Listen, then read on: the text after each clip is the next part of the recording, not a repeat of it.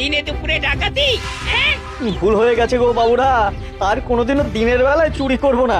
এবারে যা হবে সব চুপি চুপি রাতের আলোয়। হ্যাঁ তবে রে, একবার খালি বাগে পাই তোকে এমন ধোলাই দেব না যে বালিশে পর্যন্ত পিঠ ঠেকাতে পারবি না।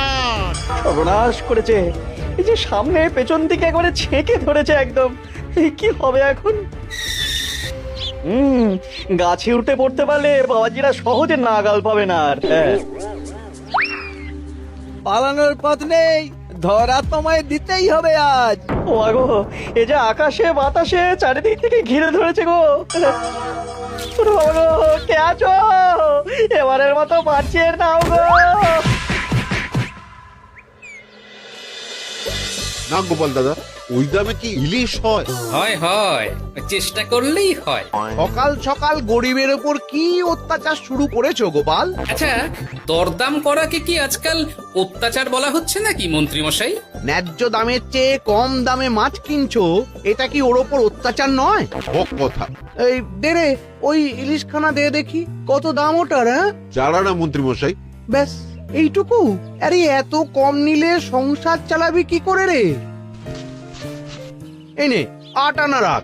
আরে ও গোপাল দাদা, তুমি কি নেবে গো? পুঁটি দিয়ে দে, গোপালের জন্য ওইটাই ঠিক আছে।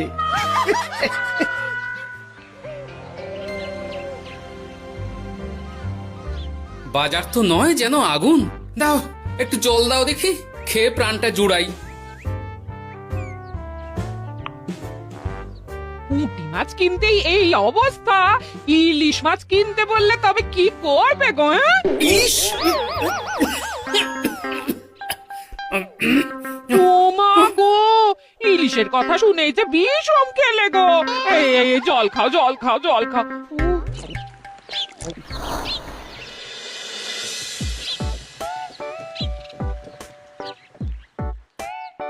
আরে বাবা জীবন যে, তুমি কখন এলে? হ্যাঁ, এই তো বাবা এক্ষুনি এলাম। ও মা, এই বাবা জীবন যে, আর মিনুমা কোথায়? তাকে দেখছি না কেন? মিনু মিনু তো আসেনি আমার সঙ্গে, আমি একাই এসেছি। সে কি কথা? তাকে ওখানে ফেলে একা চলে এলে তুমি? সে তো আমায় ঝগড়া করে বাড়ি থেকে বার করে দিলে। হ্যাঁ, আমার তো আর যাওয়ার জায়গা নেই, তাই ভাবলাম যতদিন আপনাদের মেয়ের মেজাজ ঠিক হচ্ছে ততদিন আমি এখানেই বেশ করেছো বাবা, বেশ করেছো।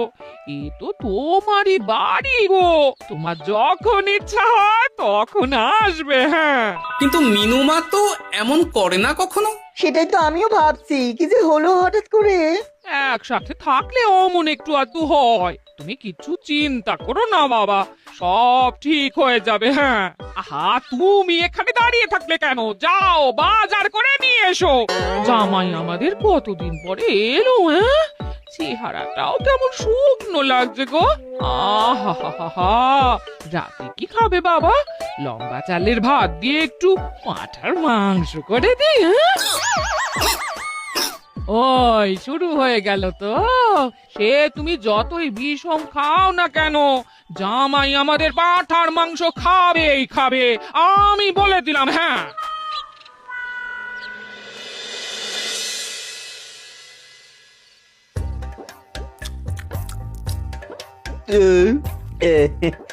খাওয়াতে একটু বেশি হয়ে গেল। না না না, খান একশের মাংস কি আর এমন বেশি? বাবা বোধহয় অবাক হয়ে গেছেন আমার খাবার দেখে। হ্যাঁ, ছি ছি ছি ছি বাবা, এ আবার কি কথা? আগে বলো দেখি, কাল কি খাবে? আরে বাবা, আজকেরটা হজম হতে দাও আগে। তুমি চুপ করো না, আমি তো জিজ্ঞেস করছি ওকে। আসলে মা কি জানেন তো, অনেকদিন ইলিশ খাই না, তাই ভাবছিলাম কি। আমি বলি কি বাবা, আজই তো সবে গুরুপাক করলে, ইলিশটা না হয় কদিন পর হোক। একদম না, বাবা জীবন যখন মুখ ফুটে বলেছে তখন কালই ইলিশ হবে। হ্যাঁ,